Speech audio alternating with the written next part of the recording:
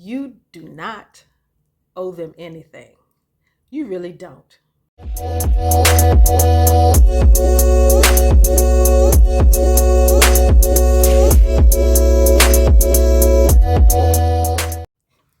Peace and blessings, everyone. This is Elegant Granny coming to you with another video. And I'm in a really good mood, really good celebratory mood. But I also want to talk about something else. I'm in a good celebratory mood, but I feel like it's something that I need to talk about because I see this go on so very much. And it's something that I teach my children. And because as they age, I don't want them to feel like how they feel is not important. What they have to say is not important because you don't want them growing up with that. Then they get to a place in their life in their adulthood and they are still accepting certain things that are very negative to them in their life. Case in point, you have people in your life, and these are people you have to watch. They always want to give you something. They always want to do something for you. You can just, randomly say, "Oh, I need to go to the store and get such and such." "Oh, don't buy it. Don't buy it. I got it. I got it. I got it." If they're one of those people. Now, some of them, not all of them are like that. Some of them really do have a good motive for you, and because that's just their heart, and they don't look for anything in return. But you have some who do that, but they're always looking for something in return. You're not obligated to do something for somebody just because they did something for you, and particularly if they didn't come with the right motive. Now, I know that sounds kind of crazy, but I'm going to try to explain it the best way I can. Okay. And it's kind of hard to understand the younger you are. Okay. I see you in need of, like some toilet paper or something like that. I see you in need of some toilet paper, and we're in the store together. I'm like, no, don't buy any.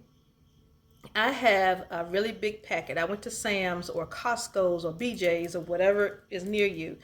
I went there and I got this really big pack. It's just me. You can have a few of them. That way you don't have to pay for none. Okay.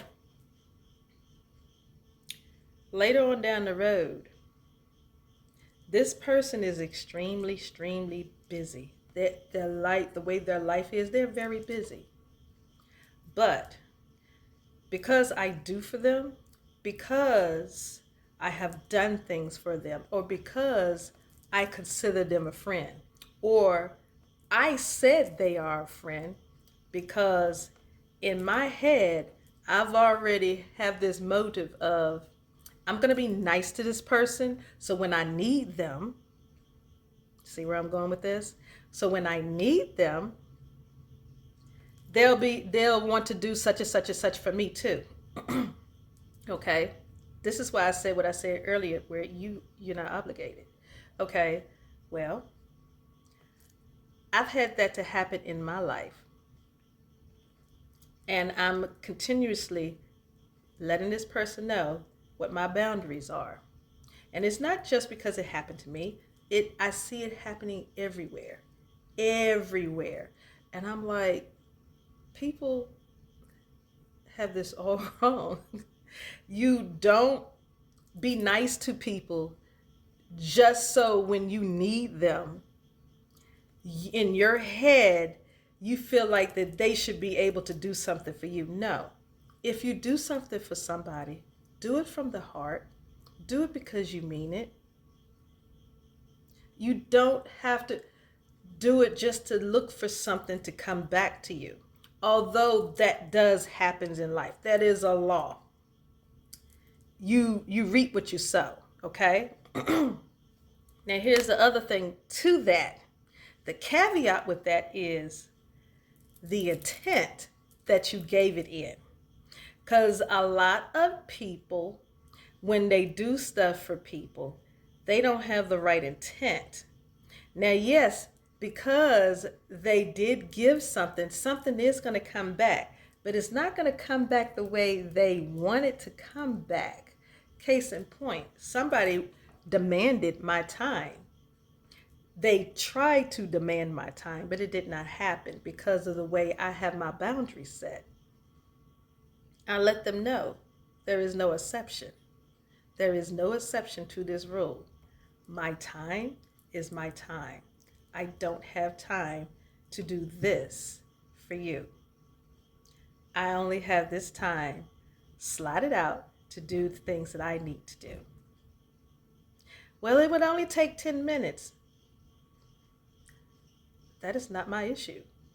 My time is set up the way I need it to go because I have things to do. I have goals. I don't have time for this. I have time on such and such a date. Now, if that's too long for you, maybe you need to find somebody else. Okay.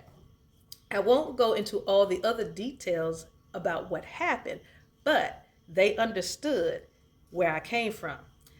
Not only that, before I said that to them, they already knew my boundaries. They said to me, they approached me first. I know you don't like to talk to anybody when you get home, but I need to talk to you about something, or I need some of your time. Okay? Well, if you already know this and you already know I have a set date that I talk to people, then you need to do that. Because my thing is this: if I did not exist in your life, how would you handle that problem? This is an important question that I had to ask myself. My aunt taught me this because I was the type of person that because people said they loved me, people did things for me, or people was nice to me through my mother because she was a single mom, that if they needed some or they just like, I just want her to do such and such and such for me. Okay. So I grew up with that mentality thinking that I always had to do that. This is why I say, please, there are some things that we can protect our children from. This is one of them. They are not obligated just because someone is nice to them. If they don't feel like doing something, they should be able to exercise the right to say no. Don't force them. Now, it's a different story if you're the parent or guardian and there's something that they need to do around the house or something that you told them to do. Yeah, because those are rules of the house. But outside of the house, if that's not something that you demand for them to do, they don't have to do that. It is so important for them to understand that because they grow up thinking that this is how codependency starts. This is one of the ways how codependency starts. So anyway, she already knew my time, my boundaries, and everything, but she wanted me to negate that. Mm-mm. A time in my life, I used to do that. And it used to land me in places that I did not care to be in, with people I did not care to be in my life, with consequences I did not care to have to deal with.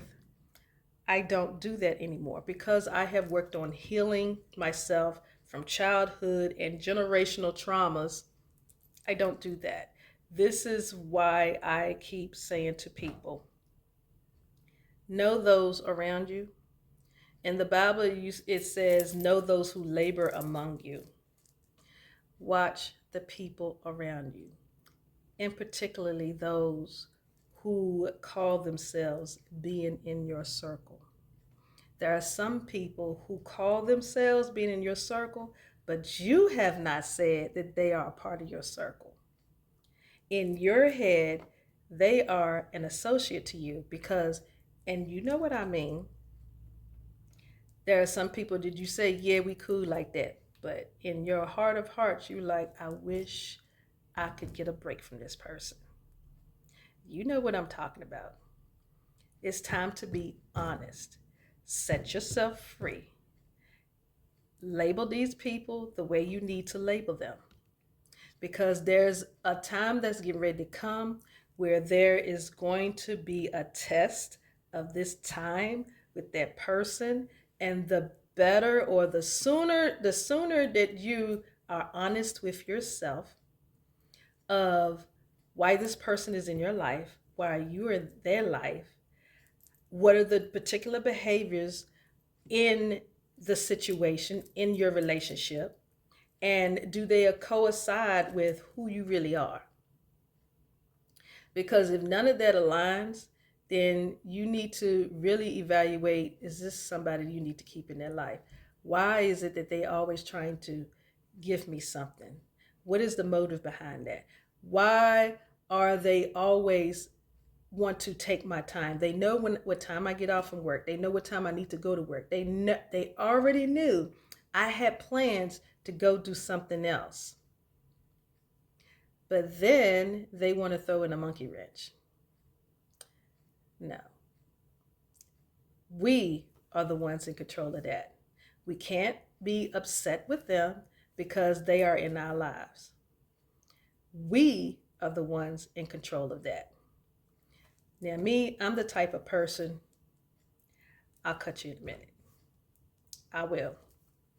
And for some of them, yeah, it may sting a little bit. I might bleed a little bit. I might hurt a little bit. But you know what? I heal quick. I do. I heal quick.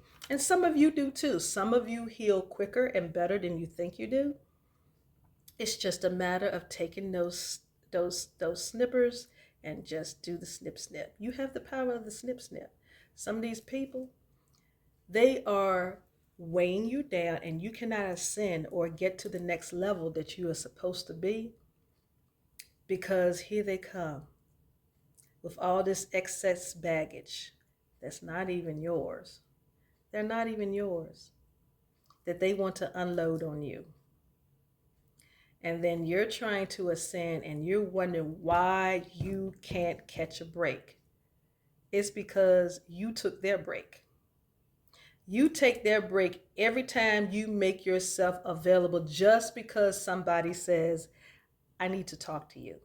You don't always have to make yourself available. I'm not saying don't do it. I'm saying be mindful.